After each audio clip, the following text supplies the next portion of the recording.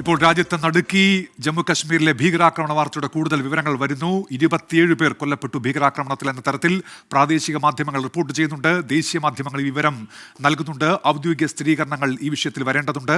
കേന്ദ്ര ആഭ്യന്തരമന്ത്രി അമിത്ഷാ ഇപ്പോൾ ശ്രീനഗറിലേക്ക് തിരിച്ചിട്ടുണ്ട്.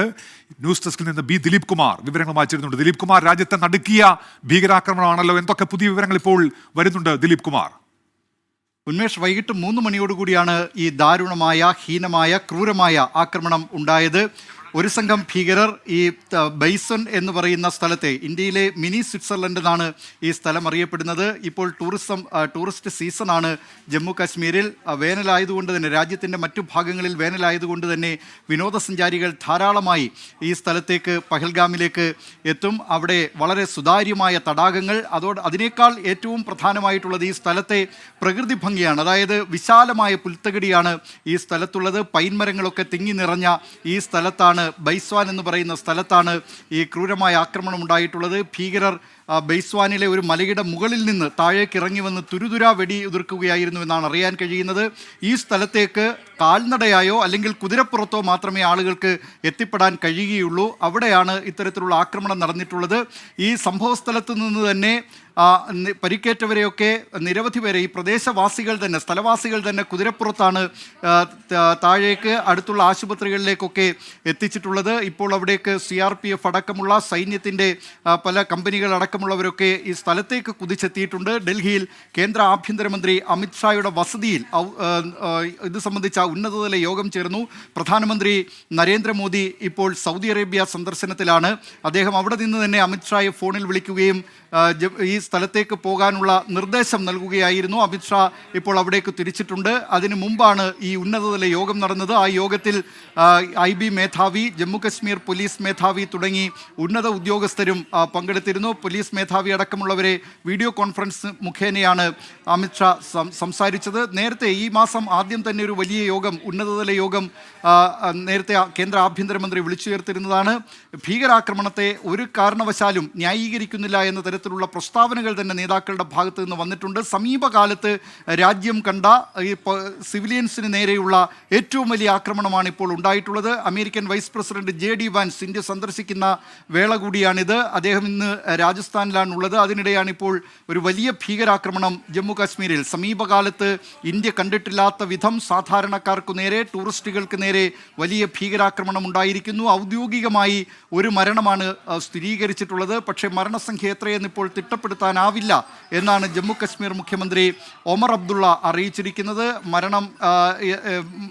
കൂടുതൽ പേർ മരണപ്പെട്ടിട്ടുണ്ടോ എന്ന കാര്യമൊക്കെ ഇനി അറിയാനിരിക്കുന്നതേ ഉള്ളൂ. ഏതായാലും ഒരു മരണം സ്ഥിരീകരിച്ചിട്ടുണ്ട്. നിരവധി പേർക്ക്, 30ഓളം പേർക്ക് പരിക്കേറ്റതായും ഔദ്യോഗികമായി അറിയിപ്പ് വന്നിട്ടുണ്ട്. ന്യൂസ് ഡെസ്കിൽ നിന്ന് ഇപ്പോൾ വിജയകുമാർ കൂടി ചേരുന്നുണ്ട്. വിജയകുമാർ, ഈ വിനോദസഞ്ചാരികളുടെ പ്രിയപ്പെട്ട ഒരു കേന്ദ്രമാണല്ലോ ഇപ്പോൾ ഈ ആക്രമണമുണ്ടായ മേഖല എന്ന് പറയുന്നത്.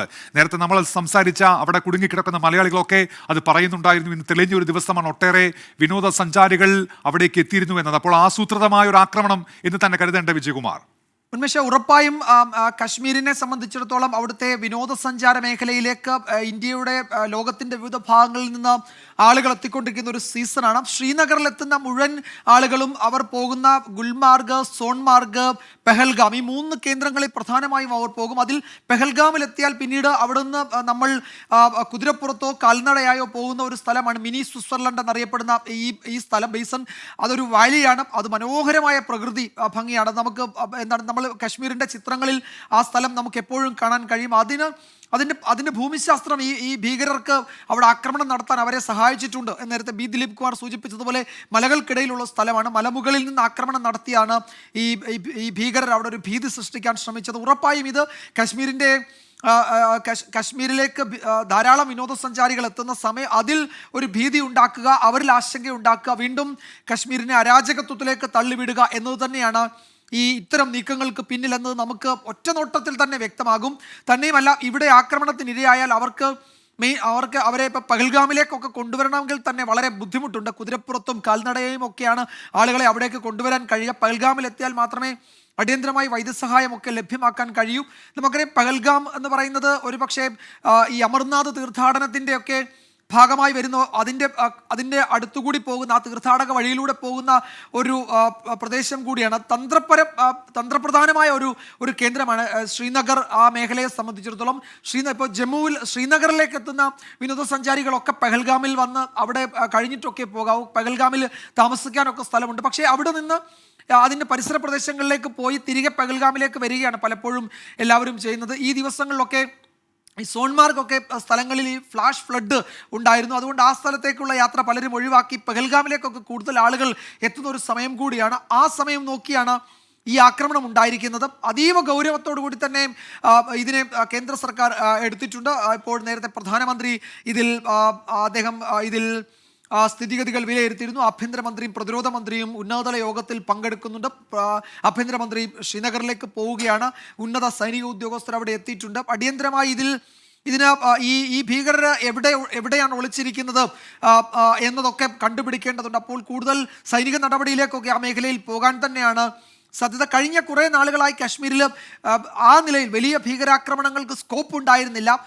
ആക്രമണ നീക്കങ്ങളെ സേന പ്രതിരോധിക്കുന്നുണ്ടായിരുന്നു. ഈ മറ്റ് സംസ്ഥാനങ്ങളിൽ നിന്ന് അവിടെ തൊഴിലിടങ്ങളിൽ കൃഷിയിടങ്ങളിലൊക്കെ വന്ന് ഈ ആപ്പിൾ മേഖലയിലൊക്കെ കൃഷിയിടങ്ങളിലൊക്കെ ഇപ്പോൾ അനന്തനാഗൊക്കെ അത്തരം ഒരു ഏരിയയാണ്. ആ മേഖലയിലൊക്കെ ജോലി ചെയ്യുന്ന ഇതര സംസ്ഥാനക്കാരായ തൊഴിലാളികളെ ലക്ഷ്യമിട്ട് ചില നീക്കങ്ങൾ ഇതിനിടയിൽ നടന്നിരുന്നു. പക്ഷേ അതും ഇടയ്ക്ക് അവസാനിച്ചിരുന്നു. പൊതുവെ സമാധാനപരമായ ഒരു ടൂറിസം സീസണിലൂടെ കടന്നു പോവുകയാണ്. ആ മേഖലയിൽ പ്രാദേശികമായി അവിടുത്തെ ജനങ്ങൾ ഈ ടൂറിസം മേഖലയിൽ കാര്യമായി ഇൻവോൾവ് ആണ്. അവർ കുതിരകളെ വളർത്തുക, ടാക്സികൾ ഓടിച്ച് വരുമാനമുണ്ടാക്കുക, അപ്പോൾ ടൂറിസം കേന്ദ്രങ്ങളൊക്കെ കൂടുതൽ എക്കണോമിക് ആക്ടിവിറ്റീസ് ഒക്കെ ഉണ്ടാകുക. ആ നിലയിൽ അങ്ങനെ ഒരു സാധാരണ ജീവിതത്തിലേക്ക് ആ മേഖല കടന്നു വരുന്ന ഒരു സമയം കൂടിയായിരുന്നു. കഴിഞ്ഞ 2-3 വർഷത്തെ സാഹചര്യം പരിശോധിച്ചാൽ അത് വ്യക്തമാണ്. കഴിഞ്ഞ പ്രാദേശിക ടൂറിസം കണക്കുകൾ പരിശോധിക്കുമ്പോൾ ഇന്ത്യയിൽ ഏറ്റവും കൂടുതൽ ആഭ്യന്തര ടൂറിസ്റ്റുകൾ വന്ന സ്ഥലങ്ങളിലൊന്ന് ശ്രീനഗറും അതിൻ്റെ പരിസര പ്രദേശങ്ങളുമാണ് എന്ന് കണക്കുകൾ തന്നെ വ്യക്തമാക്കുന്നു. അത്തരം ആ മേഖലയിൽ അതുകൊണ്ട് കൂടുതൽ ആളുകൾ എത്തുകയും